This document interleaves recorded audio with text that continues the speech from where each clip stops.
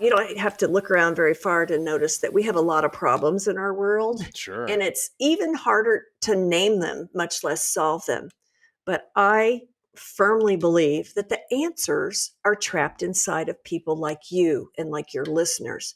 And that when you simply tell your story, what you've been through, what you've overcome, what you've developed, what processes you've created, that you become the source of two things that people can't live without. And those two things are hope and help.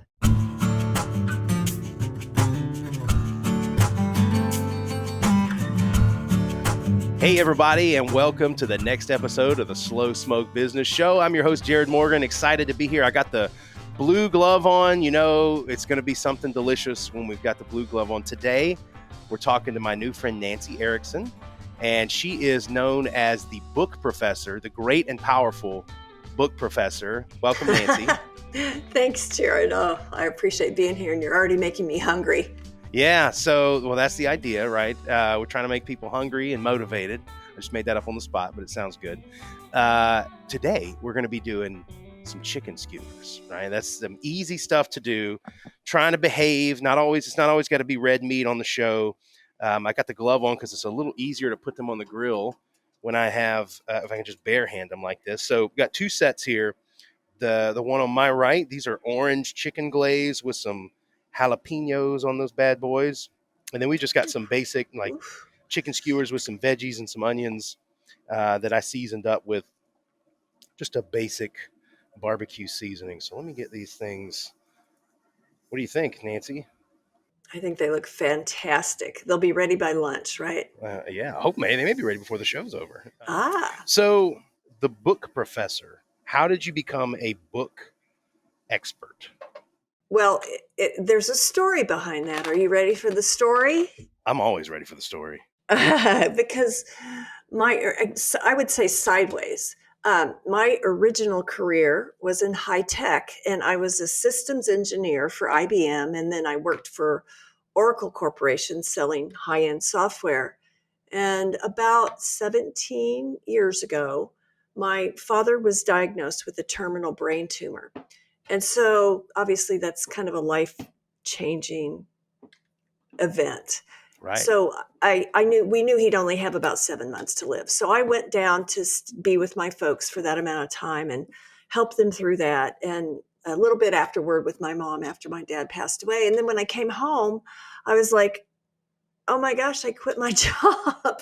What am I going to do now? And life has such a wonderful way of unfolding, and you have all these little opportunities to reinvent yourself. And I had actually always wanted to be a writer. And I had written a lot of stuff when I was younger, and I'd had a few things published. And so I thought, I'm going to bone up on those writing skills. So I went back to school and I got a master's degree in writing, a master's of fine arts. And then when I graduated, the university where I graduated from asked me to join the faculty to teach, which is maybe a little advantage of being an older student. You have a little bit more maturity. And so I did that. So I started teaching writing. And at the same time, I started my nonfiction publishing house. I wanted to publish nonfiction books, and not just like any kind of nonfiction. It was the type of nonfiction where it would actually either the books would either save lives, change lives, or transform society.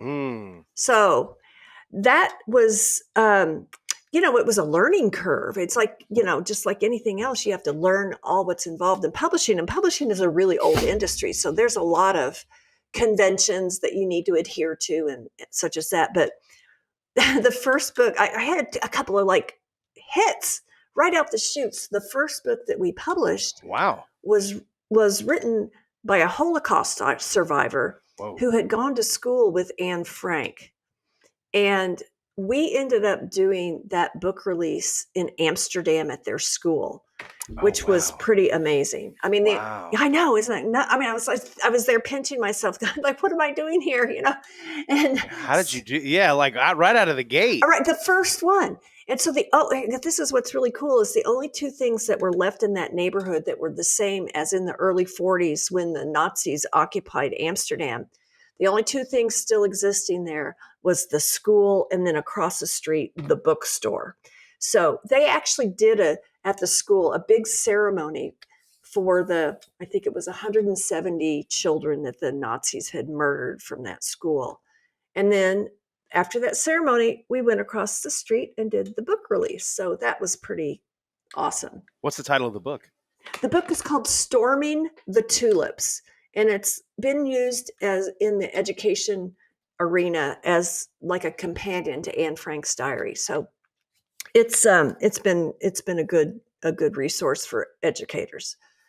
So then get this, it gets better. Okay. So then the second book that I published, I know the second book that I published, we got back cover endorsements on that book from Sir Paul McCartney and Cindy Crawford. What? How? Like, okay. I know. There's got to be another chapter to this because, like, okay, all right, there's a connection. There was a connection with the material. And you know what? I've been in love with Paul McCartney my entire life, and we have the same birthday. So I felt this cosmic connection with Paul McCartney anyway. So there was a problem though. We were getting a lot of manuscript submissions that had a seed of what we were looking for, material that would save lives or change lives or transform society. But they were so poorly written that we couldn't do anything with it. We couldn't edit our way out of it. So I took a step back. I didn't publish anything for a year. And during that time, I wrote a step by step by step by step process that would help people who aren't writers to become authors of high impact nonfiction books. And so that became The Book Professor, where I have two book related businesses. The Book Professor, where we help just everyday people to write high impact books. And then Stonebrook Publishing is the publishing house where we actually publish our clients' books, but we also publish a lot of other authors' nonfiction books. So I told you there was a story behind it. You asked me a loaded question, you got a long answer. No, I love it. I mean, that's it. So do you find that that's an advantage for you? Because there's so many great stories in the world of people that have done amazing things or overcome things. And if they're not, I guess to your point, if they're not a gifted writer or if they don't really know how to go about the process, that story doesn't get told. Jarrod, that's exactly right. And that's what was needling at me is that kind of even if you back up a few steps, the whole reason that I even wanted to start doing this is because you don't have to look around very far to notice that we have a lot of problems in our world. Sure. And it's even harder to name them, much less solve them. But I firmly believe that the answers are trapped inside of people like you and like your listeners. And that when you simply tell your story, what you've been through, what you've overcome, what you've developed, what processes you've created, that you become the source of two things that people can't live without. And those two things are hope and help. And I think and we mainly work with entrepreneurs and business leaders and business owners. And, I think that's what we're all doing in our businesses within our own confines of our skill set is offering people hope and help, hope that they can get from where they are to where they want to be and help in doing that along the way. So, but just because you can't write, that doesn't mean you don't have a big something to offer others. So that's what we're doing is we're helping those people to start. It's kind of a all-in-one thing. It's you start with your idea and we take you all the way through the published product. That's so cool. So I'm going to check on the chicken skewers really quick. I mean, we could even help people like you, Jarrod. Here we go. So let me get back on camera before I get railed here. So You could give us your flippin' chicken stories and let us know. that'd be a great band name, by the way, Jarrod and the Flippin' Chickens. But so I mean, it's interesting you say that, because I have the kind of the genesis of this podcast was really started from, I sold my business. Your life changes. There's a lot going on. And the story of how I went from some schmuck in the woods of Northwest Florida, right, into like building a tech company and all the stories that came about that. It's an interesting thing. And I didn't really know, I knew I wanted to sort of share that story. I didn't really know how. And so a podcast felt like the easiest thing for me to just start playing with, to kind of get, I don't know, just get start getting out there. But there is I guess, the story, you have to listen to every episode to really hear the whole story. And we haven't even covered probably 20% of it. Right. But there's a linear story that I think would be really interesting to tell one day. But the idea of writing a book seems, intimidating. Is it right? daunting? It's daunting. Yeah. Because I struggle to finish books, right? Reading them. I read a lot, but do I make it through I mean, probably once every 8 books, I'll finish one. The other 7, I kind of go and put it away, because either I'm not interested in it or something else shiny comes along, which is probably like a whole nother character flaw. Shiny object syndrome. Yeah. Well, it's probably, and I think you're not unusual at all. The reason people, they say like 85% of people have thought about writing a book. And I think that the reason that they don't do it is that they don't know how. And when people sit down and just start writing, that is, maybe it works for some people, but inevitably most people get all tangled up because they don't have a good structure for their book. They don't have something to follow where they can really target their message and tell it in a, well, your book should do some things. It should not just educate and inform your audience, but also entertain them to keep them reading. So in the process that I mentioned earlier, where we do it step by step by step, we just take little chunks at a time.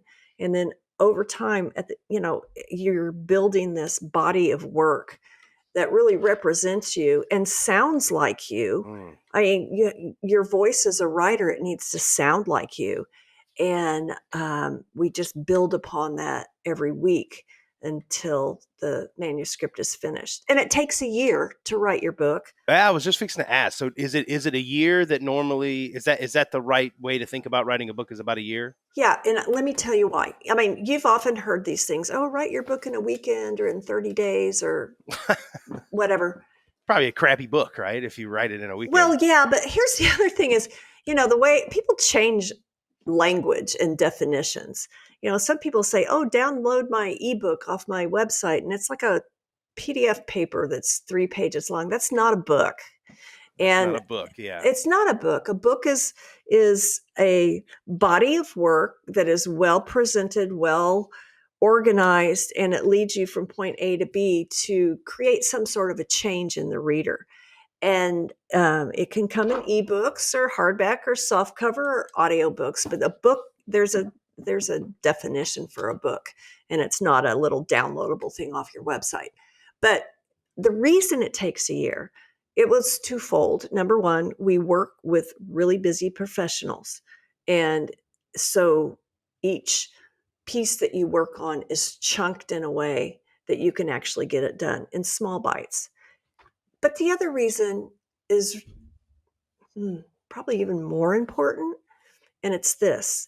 It's that while you're working on your book is working on you. And it has to have time to develop and become and gain its own energy, and stuff is going to come into your life that is relevant to your book during that period. It's like it just like attracts all these things that you need to include in it. And it's a pretty amazing process. So, and a year isn't very long. Actually, that year is going to pass anyway, right? Yeah. I mean, a year is A year's going to come and go whether you do it or not, right? Yes, exactly. I can't tell you how many people I've talked to. And then I talk to them the next year and they're like, I wish I'd started last year because I would be finished. And I'm like, yeah, you would, but start now. But so another year doesn't go by. But your book should do three things for you, Jarrod. It really should. It should establish you as an expert. It should increase your credibility and help you to attract a following. But it's only going to do those three things if it's well done. And that starts with the writing, which is what I think we are very skilled at helping you do. How does that type of an arrangement work? And I'm going to stick a skewer in our skewer here. How does it, so if somebody works with you, is there just sort of like, is it a flat sort of arrangement that they work with you on? Or do you put, they work with you monthly? How does that go exactly? Actually, it's really fun. The most popular way is to work with people in group masterminds. Oh, And that would be a group that has anywhere from 3 to 7 people in it. 7 is the max. And we start off as a group, and we're on a call, on a Zoom call, the whole group once a week to talk about what you have worked on that week. So, but we start off with this series of foundational questions, and they're questions like, why are you even doing this? What's your motivation? Who specifically is your audience? And how is that audience going to be changed as a result of taking in your message? So there's 12 of these questions, and we end up taking the answers, Jarrod, and we distill them down into a purpose statement for your book. And the purpose statement simply says, the purpose of this book is to do this particular thing for this specific audience, period. And the value of that is what you use to prioritize what you put in your book. You can't put everything you know in a book. yeah. It won't fit. Right. And not only that, it wouldn't be very interesting to other people. So we have to really target your message. And so when you're thinking about what you might want to put in your book, you measure it against that purpose statement. And you think, well, does this really deliver the audience to realize the purpose? And if yes, then it's in. And if it doesn't really do that, then you set it aside. You might surprise yourself and write more than one book. Hey, well, yeah, there you go. Yeah. Well, we do a lot. I mean, I'm on several of our authors were on their 4th and 5th book. So Wow. the other thing we do next, which is a unique approach, is that after we have that purpose statement, then we produce what I call, I developed this process called book mapping. And a book map is a visual representation of everything that's going to be in your book. And so there's 2 types of book maps. One involves your own personal story, because you have to tell people like how you got to be in the position to be, sharing this information with them. And people want to know you. I mean, more so than ever before, people can't learn from people who they don't know. Or maybe I should say they won't learn from people they don't know. So you need to ingratiate yourself with your audience. And so, and that part of the story usually ends up being the introduction to your book that introduces you, like Jarrod, you would say, high-tech guy turned barbecue artist or barbecue podcaster. But Barbecue artist, I'll take that. Barbecue artist, yeah. So, but the second book map is all of the information that's going to be in your chapters. And remember earlier I said you have to have a structure that you can follow to write and that your audience can also follow you. Right. And so we construct your chapters in problem solution sets. You name the problems that your clients are likely to have. And then through a very story-driven methodology, you present your solutions. So we're telling stories and stories and stories and stories. So you'll have one of these maps, which is kind of like a mind map for each chapter. And what's so brilliant about that is that when you sit down to write your book, everything is before you, every story you're going to tell, every object lesson, every point you're going to make, so that when you're writing, there is absolutely no chance of you getting writer's block, because writer's block is just sitting there thinking, I don't know what to write, but you're going to know. And then you can just slide into execution mode and get your first draft done. So it's very iterative process. And then after, every week you'll be logging into the client portal on our website, and you watch the video training and download the homework. And then we're on this mastermind group once a week, and everybody's talking about what they did that week. And the thing that the groups are really cool. I mean, I work with people all over the world, not just in the US, and we tend to find out that somehow the groups congeal together in a unique way.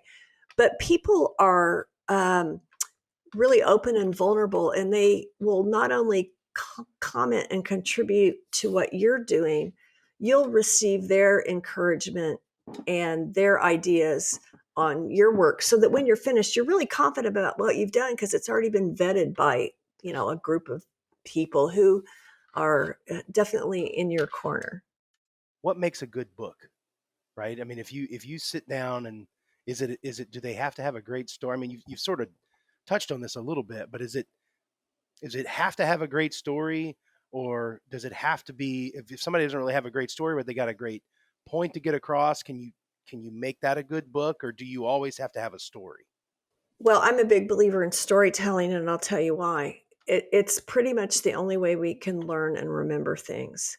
And so when we're working with authors, we tell them that we are aiming for the book split to be about 70% storytelling and about 30% just straight information. And well, like I said earlier, you have to not just inform and educate your reader, you have to entertain them, because if they don't keep reading your book, they're never going to get to the purpose of the book. And so we teach you how to do all that. I mean, that's what one of my skills is having taught at the university level. We teach you how to write this compelling, creative nonfiction. And I think that the writers find that they enjoy storytelling more than they thought they would, and they're better at it than they think. You're going to surprise yourself. You're going to be really good at it. But um, storytelling and the structure of the book, I think, are the two things that make a good book.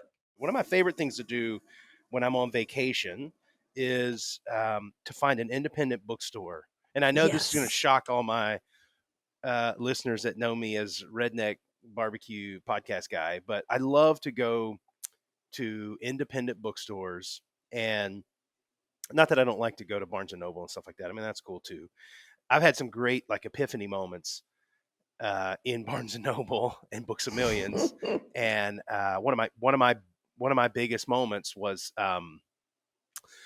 picking up a book by a guy named Frank McKinney that wrote this book, and it changed my life. Right, and I was too broke to buy the book. I was buying coffee in there, and I was flipping through it. So I've had some great moments, and I mean I believe in people telling their story. That guy telling his story, changed my life trajectory because I learned some lessons that Wow. he had shared in his book. Yeah. Um, the one thing that I noticed though, so when I go to a bookstore, I don't know what I'm looking at, right? So I'm kind of you're up and there's a big thing, and some bookstores will have little notes. I went to one in Charleston recently that had little notes all tucked in, tacked to little books, and they said these are employees that work here read this book and they love this book Oh, because cool. that was really cool, right? Except that all the people that were writing those notes, their tastes were not my tastes, right? So I was going, none of these books or anything. But if I start picking things off of shelves, it is the cover and the title Yep. that draws me in, right? Absolutely. And finished a book a couple of months ago called How to Host a Viking Funeral. And it's by Kyle Sheely, internet guy. And it was the title was like, huh?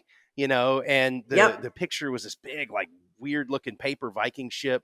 And it was this whole story about how he, had decided to, as a big stunt, build a giant paper Viking ship and fill it with people's writings of things that they regret and Oh, burn it like you do a oh my Viking gosh. funeral, right? To burn their Yeah, yeah, yeah, regrets. And yeah, it was yeah. this incredible story about how he built this Viking ship that he's putting all these notes of people's regrets inside, right? And they are going to burn this ship. And this whole book, it's very well structured. So I was thinking about this book when you were describing your process, because it's this crazy internet stunt that becomes this really meaningful discussion on regret. And he comes up with this thing called the unifying theory of regret. And he read everything. He got just like thousands and thousands of people mailing him regrets, and he started categorizing them. And Oh he my. talked about regrets kind of fall into these different categories of people. It was just a profound book that came out of a really silly premise. But I would have never read that book. And Kyle Sheely is a great internet personality with huge multi millions of followers. I didn't know. I mean, I'm not super plugged into that world all the time. And so I didn't know who he was. And I would have never picked that book up had there not been a really catchy title and a great picture. Well, you're singing my tune when you're talking about book covers, and the title and the cover design is so important. I don't know why people say, don't judge a book by its cover. With books, you probably should. But, and let me tell you a little bit about book titles. There's a little formula that we use when we're naming your book. And with nonfiction, you have a title and a subtitle. And so you kind of approach it like naming your baby, and the title or the first name can be really creative and funky and really create a question in the reader's mind, like what was it, how to host a Viking funeral. Yep. Yeah, that makes you want to know more about it. But the last name or the subtitle really grounds it, and it talks about what the book is really about. And so titles are very important. We often don't even know what the title is until we're editing the finished product, and something kind of jumps out as a phrase that's just very representative of what that book is. The cover, however, the cover art design is really important. It needs to be eye-catching, it needs to go with the title, and it needs to invite the reader in. And when you, especially like when you're in a bookstore like Barnes and Noble, oh my gosh, it's huge, and you see all these book covers, and the colors and the designer will attract you or not. And we put a lot of, in our publishing house, Stonebrook Publishing, we have a whole team of incredible designers who, with it, for every book, we have original cover designs. In fact, we give you 4 original cover designs to choose from. And I'm really proud of what our design teams do. Oh, I was going to say, I just want to give you another pat on the back because you talked about going to independent bookstores, and I love it that you are supporting those. I don't know if you guys have noticed, but all these big box stores are disappearing, and the independent bookstores are flourishing again. And they're so good, they really know what's in their stores. So they are good at making Yeah. recommendations and Yep. pointing you towards something that you would enjoy. Well, there's something romantic about going into a independent bookstore that's been around a while. So one that I go to a lot, there's I like to vacation down on the coast and the beach. Everybody in the South kind of goes down to the beach, right? And the Gulf Coast. And so there's a little town called Seaside in Florida. And it's a gorgeous place. And it's actually where they shot the Jim Carrey movie, The Truman Show. So like that, like idyllic city that he was Oh, in is Seaside. And in Seaside is this bookstore. Shout out to Sunco. I think it's Sundog Books, right? I think that's what it's called. I don't. It's funny because I don't even know the name of the bookstore right off the top of my head, but I know it by the back of my hand. Like I walk in there and know how the place yeah, is yeah, laid yeah. out. But it's such a cool vibe because you walk in, they've got coffee. There's just stacks of books everywhere, and I found the Viking funeral book in that bookstore. Mm. When you can just sort of mosey in, grab a coffee, meander around, and it's like It's comfortable, right? it's comfortable, yeah, and it's like it's speaking to you, and you Hmm. find a book and you go, oh wow, okay. Whereas I go into a Barnes and Noble, and it's look, no offense to the big box stores, they have their place too, but like there's just titles of books jumping It's out like at an you at onslaught all. of stuff. Yeah. Yeah, it's everything. There's book and there's big Oprah and all this. You're kind of like, okay, yeah, Oprah's got a book, right? And listen, if Oprah wants to come on the show, you can come talk about your book anytime. But I I love going into independent stores because you bump into things, and it's usually because they allow the people that are working there to sort of curate and put some things out that they think is really cool. I don't know. Mhm. I just really like that. And for me, I'm super busy. So one of the ways that I have to read books is I will buy the physical book and I will read through some of it, but I will also buy the audiobook, which is bougie to buy a book twice, right? Oh, I do that too. That's crazy. Yeah. Yeah, I mean, so I will listen to probably 80% of it, but that's how I figured out I can consume more information is if I listen to books and then thumb through it. And then I like to kind of have the book as a trophy, to put on my shelf and I sure, yeah. because it reminds me of stuff. Yeah. To show people that you're really literate, right? Right. Look at all these what is it? Uh, These leather bound books, right? Look at all the books behind you though. So you've got, if you're watching along on Facebook or on YouTube, you've got a bunch of books behind you. Are these all books that you like or work on, or tell me about that? okay, so every time we release a new book, I treat myself to a little metal print of its cover. Oh, And how so that's how cool. all the walls in my office are all book covers. So, How about that? yeah. It's like walking in a recording studio with all your records, like on the wall. Exactly. Exactly. Yes. At least, well, at least I can walk in here and show that I've done something with my life. Look at all these books behind you though. You like that's that. So all of those are books you've done or been a part of. Oh yeah, okay, that we've published. Yes, that we've helped write and publish. Wow. Yeah. This is like literary Motown over here, right? She's kicking out the hits. Yeah. I love it. I was going to say I have to think that people in your audience are maybe their interest is piqued a little bit about how they might be able to write a book. Yeah, I mean, I would hope, and now they know they go to bookprofessor.com if they want to have a book writing Sherpa, right? Exactly. Well, and you too, because I think that, you talked about how you originally wanted to write a book, but you decided to do the podcast first. And one of the things that I haven't shared yet is, remember how I told you that the chapters, and what is a chapter? A chapter is just a container for like information. So all the information in the chapter that you're going to write has to do with a problem and a solution. And the way that structure works is so beneficial to the author because at the end, you should be able to take every chapter of your book and repurpose that material for other revenue producing products. So if you want to do keynote speeches or seminars or workshops or online courses or video training or even podcasts, we've had a number of our authors start podcasts from their book material. And it just Interesting. gives you the opportunity because everybody's not going to read a book, but they're still in your audience and your target market. So we want to meet the market where they're already engaged, and you have the opportunity to do that by using your book as the initial product that you release, and then it extends your brand through all sorts of different platforms. I mean, now you're speaking my language for sure. I mean, why do something? Why not do something once and then keep reusing it and reusing it and reusing it and reusing it? If you're telling a story that has great lessons, there should be lots of things you can do with it.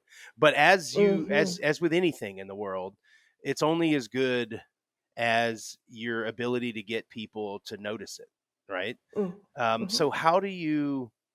Is there a secret to book promotion now? Is there a what? Because that's, I guess, my fear Oh, I of wish writing a there book. were.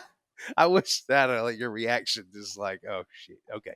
So the the fear I would have of writing a book would be, yeah, the fear I would have is like you write the book and then it's like a fart in the forest, right? I mean, it's like nobody hears it, nobody knows, It's like a how do you so How do you get noticed? I'm hearing from you that there obviously isn't a formula. What do you tell people to do to get it noticed? Well, first of all, we know who your target audience is because we've already uh, figured that out in your purpose statement. So we introduce you to some ways to target that audience. But as a company, we don't focus on book marketing. We focus on book creation. And I have Okay, outstanding partners in our industry who are marketers, and they focus on book marketing. And depending on what you want to do, of course, we set the goals for your book in the beginning. If you're a business person, you might want to use your book as a magnet for gaining more clients or to get speaking engagements. Whatever your goals are, we match you up with one of our partners who will take you through that process. And one of the things that's become extremely popular now is being a guest on different podcasts, which is how I met you, Jarrod. That's right. And whenever you're marketing something, you need to get outside of the circle that you already operate in. And by doing something like being guests on different podcasts that relate to your material, you get introduced to their circle of influence. And that way your message can proliferate. But that's one of the beauties of being able to use your book material to create other products, is that it extends your brand out so that more people have the ability to learn from you. I like that. Yeah. And, I've got to get better about popping on other people's podcasts too. I'm actually going to start doing that, in the next month or so. I'm going to actually start Good. popping up on other people's podcasts, because that's what, my producers keep saying, like, hey, that's the way to do it. Right. And look at you, like, now you're going to tap into my audience, and hopefully anybody out there that's been writing a book or wants to write a book will know how to get in touch with you now. I think, by the way, I stuck our little promo thurb in. Promo thurb? What the hell is that? A thermometer. Yeah, there we go. And I think we're just about done here. Oh, look at that. So I'm going to flip that these looks puppies great. over. So yeah, if people want to get hold of me, Jarrod, they can just go to thebookprofessor.com. We are developing a new cohort for the book writing mastermind right now. Okay. And all you need to do is go to thebookprofessor.com, and there's a link across the top that says schedule a call with Nancy. And just click on that. That'll take you to my calendar. And I love chatting about book ideas. If you're just thinking about it, there's no obligation at all. I would never try to talk somebody into it. But I'd love to hear about what your ideas are, and we can kind of kick that around a little bit and see if you might like to be in our next cohort of book writers. I think that sounds like, why would you not say yes to that if you were ever interested in writing a book? Just an exploratory process like that. Speaking of exploratory process, I'm about to explore these chicken skewers. Do you ever do any cooking in your backyard, Nancy? Or do you ever do any grilling? Oh my gosh. That's the thing you do? Well, my husband has a big green egg, which is this massive, ridiculous, it looks like a big giant hand grenade. Yeah. And he smokes things on there that, I got to tell you what, we are ruined. We can't go to restaurants anymore because his food is so much better. Kind of like that. Guy. That looks fabulous, except for the jalapenos. I wouldn't eat your jalapenos. I can't do that hot spicy, but I like the looks of the other skewers. Well, that's awesome. Well, Nancy, I'm so happy to have had you here. Thank you so much for sharing your story, but also like your process. I hope there's some people out there that are hearing this, that if you've got a story to tell, I hope you tell it. And whether you pick a podcast or you pick a book, if you pick a book, you should reach out to Nancy. I think nothing inspires me more than stories of other people, and real nonfiction is my jam, right? I can't do fiction books. I don't know why. I can watch a movie, I can watch a fiction show, but I can't do fiction books. Like, I don't know why. Just a block. But nonfiction for sure. And I hope more people plug into what you're talking about and tell their stories, because I think the world's better off when people share their knowledge. If you like this episode, please go and like this show, subscribe, go check us out on TikTok and Instagram. We're 20,000+ followers strong on those platforms, and we'll see you next time. Thanks, Jarrod.